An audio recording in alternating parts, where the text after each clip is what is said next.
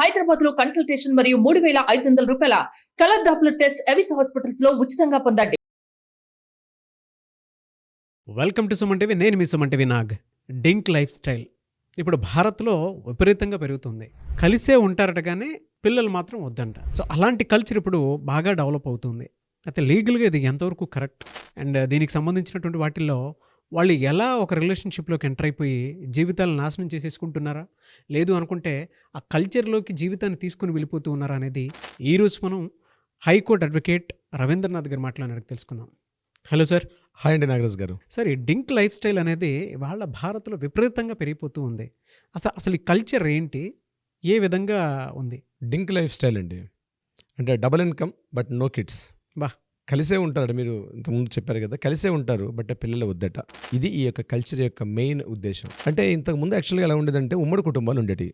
1980s 90s వరకు ఉమ్మడి కుటుంబాలు ఉండేవి. So joint families. ఉమ్మడి కుటుంబాలు ఎలా ఉంటారంటే అమ్మ, నాన్న, తాతయ్య, పిల్లలు ఒక ఫ్రేమ్లో అందరూ ఉంటారు. ఒక సూటబుల్ చూడడానికి ఒక ఫ్రేమ్లో అమ్మ, నాన్న, అత్తమ్మ, మామ. మనం ఫ్రేమ్ లాగా. మనం ఫ్రేమ్ ఎగ్జాక్ట్లీ మనం ఫ్రేమ్లో ఉంటారు. ఈ మనం ఫ్రేమ్లో ఎలా ఉంటారంటే నూతన దంపతులు, పిల్లలు, తాతమ్మ అందరు కలిసి ఒక జాయింట్ ఉమ్మడి కుటుంబాలు ఉండేవి. ముఖ్యంగా 80s తర్వాత అద్భుతంగా ఉండే ఈ జాయింట్ ఫ్యామిలీస్. కానీ ఎప్పుడైతే 90s తర్వాత ఈ యొక్క సామాజికంగా వచ్చిన మార్పులు ఉన్నాయి, అంటే ప్రపంచీకరణ అంటాను చూసారా, దాని తర్వాత ఈ ఉమ్మడి కుటుంబాల నుంచి న్యూక్లియర్ కుటుంబాలకు వచ్చారు. అంటే న్యూక్లియర్ కుటుంబాలు అంటే ఏంటి? మేమిద్దరం, మాకిద్దరు. అత్తమ్మ, మామ ఎక్కడుంటారంటే వృద్ధాశ్రమాల్లో ఉంటారు. అమ్మా నాన్నని వృద్ధాశ్రమాల్లో పెట్టాలి. ఈ కల్చర్ మనకి 92-2000లో స్టార్ట్ అయింది. 2001 తర్వాత ఇది ఇంకా పతాక స్థాయికి వెళ్ళింది, తీవ్ర స్థాయికి దాల్చేసింది. ఏంటి? మేమిద్దరం ఉంటే చాలు, మాకిద్దరు పిల్లలు, దీనికోసం లైఫ్. కానీ ఎప్పుడైతే 2001-2005 తర్వాత సాఫ్ట్వేర్ రంగం బాగా ఉధృతిలోకి వచ్చేసిందో, ఇప్పుడు రాబోతున్న కొత్త మార్పు ఏంటంటే ఈ double income but no kids అనే కల్చరు బాగా డెవలప్ అవుతుంది. ముఖ్యంగా ఈ కార్పొరేట్ కల్చర్ వచ్చేసినటువంటి ఢిల్లీ, ముంబై, పూణే, అహ్మదాబాద్, హైదరాబాద్, బెంగళూరు ఇట్లాంటి సిటీస్లో ఇది బహుళ ప్రాచుర్యంలోకి వచ్చేసింది. ముఖ్యంగా మన హైదరాబాద్ చూసినట్లయితే వెస్ట్ జోన్లో ఇది చాలా ఎక్కువగా కనిపిస్తుంటుంది. ఎక్కడ అస్సాం అమ్మాయి ఉంటాడు, కేరళ అబ్బాయి, ఇట్లా కలిసి జాయింట్ ఫ్యామిలీస్ కలిసి ఉంటారు. కానీ వీళ్ళు ఏముంటారు? ఇద్దరు డబుల్ ఇన్కమ్, భార్య భర్త ఇద్దరు కూడా సంపాదిస్తారు, డబ్బులు ఉంటుంది, లావిష్గా ఉంటారు, సొంత ఫ్లాట్ ఉంటుంది, ఇంట్లో lavish luxuries life style maintain చేస్తారు. కానీ పిల్లలు మాత్రం వద్దు. వీళ్ళు మనకి ఎప్పటికైనా ఇబ్బందే. మనం ఎంజాయ్ చేద్దాం, ఇష్టం వచ్చినట్టుగా తిందాం, ఇష్టం వచ్చిన తిరుగుదాం, నీ లైఫ్ స్టైల్లో నువ్వు ఉండు, నా లైఫ్ స్టైల్లో నేను ఉంటాను, ఇద్దరు అభిరుచులు కలిస్తే ఇద్దరం కలిసే ఉందాం. కొత్తగా చట్టాలు వచ్చాయి 2018 నుంచి, లివింగ్ రిలేషన్స్, ఇది కూడా చట్టబద్ధం అయిపోయి ఇంకా పెళ్ళి అనే ప్రక్రియ కూడా అవసరం లేదు. ఇంకా కలిసి ఉంటారు కానీ పెళ్ళి కూడా ఉండదు. సో ఎప్పుడైతే ఈ 2018 తర్వాత మనకి ఇండియాలో ఈ లివింగ్ రిలేషన్స్ యాక్ట్ని కూడా ఎప్పుడైతే చట్టబద్ధం చేశారో, అంటే అది పెద్ద నేరం కాదు అని ఎప్పుడైతే వచ్చిందో, ఈ మధ్యకాలంలో చూస్తున్నాం మనం గడిచిన కరోనా తర్వాత ఇవి చాలా ఎక్కువైపోతున్నాయి. ఏదో పెళ్లి చేసుకోరంటే నాకు వద్దు డాడీ అంటాడు వాడు. ఏదో ఎందుకంటే వద్దు డాడీ, నాకు పెళ్ళి లేదు డాడీ, నేనేదో నాకు కలిసిన అమ్మాయితో ఉంటాడు, పొద్దున్న లేసి సాయంత్రం చాటింగ్లో ఉంటాడు, ఇష్టమైతే అమ్మాయితో కలిసి ఉంటాడు, లేకపోతే ఆ అమ్మాయిని కూడా విడిచిపెట్టి వేరే అమ్మాయితో ఉంటాడు. ఇది 1980sలో విదేశాల్లో బహుళంగా ఉండేది. ఆ కల్చర్ మెల్లమెల్లగా డెవలప్ అయ్యి మనం ముఖ్యంగా మన భారతీయులకి ఏంటంటే తొందరగా అడాప్ట్ చేసేసుకుంటాం. మన కల్చర్ని మనం స్ప్రెడ్ చేయం.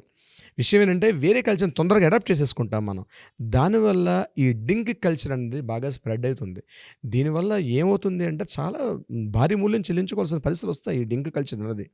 ఇప్పుడు ఏజ్లో ఉన్నప్పుడు హైదరాబాద్లో విపరీతంగా ఉంది కదండి ఈ డింక్ కల్చర్. వెస్ట్ సైడ్ బాగా ఉందండి, ఎస్పెషల్లీ మాదాపూర్, గచ్చిబౌలి, కొండాపూర్, నల్లగండ్ల ఈ ప్రాంతాల్లో ఎక్కువగా ఉంది.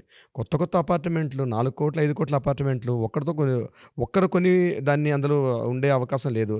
సో డబుల్ ఇన్కమ్ కావాలి, లగ్జరీస్ లైఫ్ స్టైల్ పెరిగింది. సో డెఫినెట్గా మీకు ఏముంటాయి సార్ టర్మ్స్ అండ్ కండిషన్స్ జనరల్గా? ఇక్కడ ఏముండవండి, టర్మ్స్ ఇద్దరు మాట్లాడుకుంటారు, వాళ్ళే కూర్చుంటారు, నీ ఇష్టం వచ్చినట్టు నువ్వు ఉంటావు, నా ఇష్టం వచ్చినట్టు నేను ఉంటాను, నీ లైఫ్ స్టైల్ నీది, నా లైఫ్ స్టైల్ నాది, నీ ఇష్టం వచ్చినంత నువ్వు తిరగవచ్చు, నా ఇష్టం నేను తిరుగుతా. ఎండాదో నువ్వు నన్ను క్వశ్చన్ చేయకూడదు, నేను నిన్ను క్వశ్చన్ చేయను. క్వశ్చన్ చేస్తే కదా, క్వశ్చన్ చేసినప్పుడు ఎక్స్పెక్టేషన్స్ పెరిగేటప్పుడే గొడవలు వస్తాయి. ఎక్స్పెక్టేషన్స్ పెట్టుకోరు, క్వశ్చన్స్ చేయరు. ముఖ్యంగా పిల్లలు వద్దు.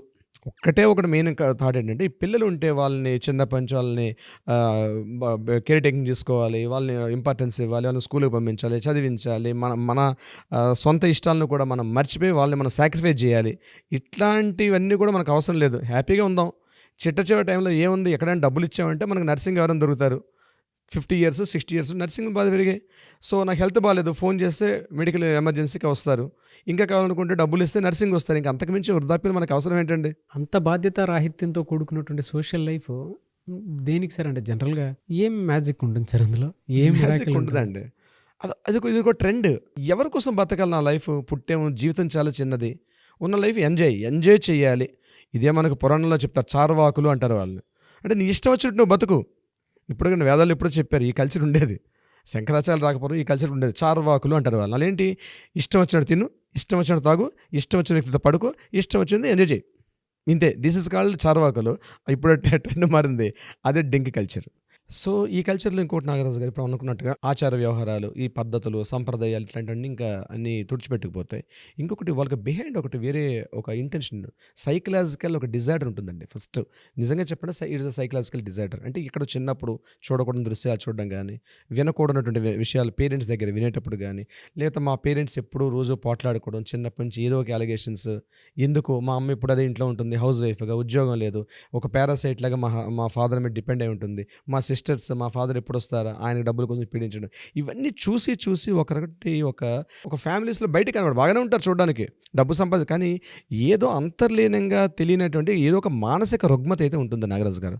ఆ రుగ్మతతో బాధపడి చిన్నప్పటి నుంచి చూసి, సొసైటీని చూసి, తన ఫ్యామిలీలో చూసి, తన బ్రదర్స్, తన రిలేషన్స్, వీళ్ళందరిని చూసి ఏదో ఒక తెలియని ఒక ఫ్రేమ్లో ఇరుక్కుపోతారు వీళ్ళు.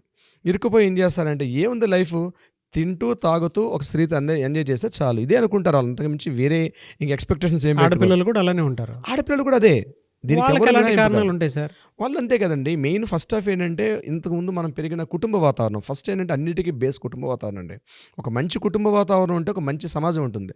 ఒక మంచి సమాజం ఉంటే ఆటోమేటిక్గా అదంతా డెవలప్ అవుతుంటుంది. కానీ మంచి ఫ్యామిలీయే లేకపోతే మంచి సొసైటీ ఎట్లా ఎక్స్పెక్ట్ చేస్తాం? చిన్నప్పటి నుంచి ఇంట్లో భార్య భర్తలు నిత్యం గొడవలు ఆడుకోవడం, ఎప్పుడు డబ్బు సమస్య, ఏదో ఎక్స్పెక్టేషన్స్, దాని తగ్గినటువంటి కోరికలు తీరకపోవడం, ఇవన్నీ ఫ్యామిలీలో చూశారు వాళ్ళు. దీని అంతటికి మరొక కారణం నాగరాజు గారు, ఫైనాన్షియల్ ఫ్రీడమ్. ఈ ఫైనాన్షియల్ ఫ్రీడమ్ ఎక్కడ దారితీసింది? నువ్వేంటి నాకు ఇచ్చేది, నా డబ్బులు నేను సంపాదించుకుంటున్నా, నువ్వు నాకు ఇస్తే నేను బతకాలని పరిస్థితులు లేను, నాకు ఇష్టమైన ఆహారం నేను కొనుక్కుంటాను, స్విగ్గీలో జొమాటోలు తెప్పించుకుంటాను, నా ఇష్టం వచ్చి నేను లైఫ్ స్టైల్ బతుకుతా. నీకోసం ఇంతకుముందు చీర కావాలంటే ఏమంటే పండగకు చీరకొనండి అనే పరిస్థితి ఉండేది. ఇప్పుడు పండగకి చీరలు ఎక్కడ పరిస్థితున్నాయండి? నువ్వు ఇచ్చేది ఏంది? ఈమె వెళ్ళి షాపింగ్ చేసుకొస్తుంది. వాడు కూడా అంతే. ఇంతకుముందు డ్రెస్ వేసుకునేటప్పుడు ఇద్దరు కలిసి షాపింగ్ చేసుకెళ్ళి రావడం కల్చర్. ఈ డింక్ కల్చర్లో ఇంకేం ఉండవండి. అదొక విచిత్రమైన పరిస్థితి. ఇది చూస్తూ పరిస్థితి over freedom. Correct word, over freedom. అంటే విపరీతమైన స్వేచ్ఛ, సంఖ్యలు లేనటువంటి స్వేచ్ఛ. అంటే దేనికి కట్టుబాట్లు లేవు, ఎక్కడ ఎటువంటి నో లిమిటేషన్స్ అనమాట. ఆ స్వేచ్ఛ ఇది రాను వెస్టర్నైజేషన్ అనేది ఒక ప్రక్రియలో ఇది జరుగుతుంది. వెస్టర్నైజేషన్ జరిగిపోతుంది ఇక్కడికి. మెయిన్ ఏంటంటే, మీరు ఇందాక చెప్పినట్టుగా ఆ ఫినాన్షియల్ ఫ్రీడమ్లో వెస్టర్నైజేషన్ జరుగుతుంది.